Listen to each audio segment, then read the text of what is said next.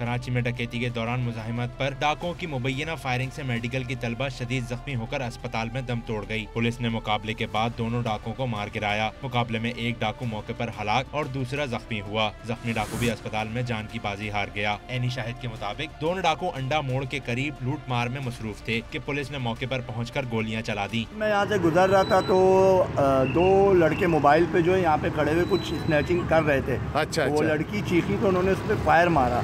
पीछे से आ रहे थे दो जवान आपके शारा नूर जहाँ के।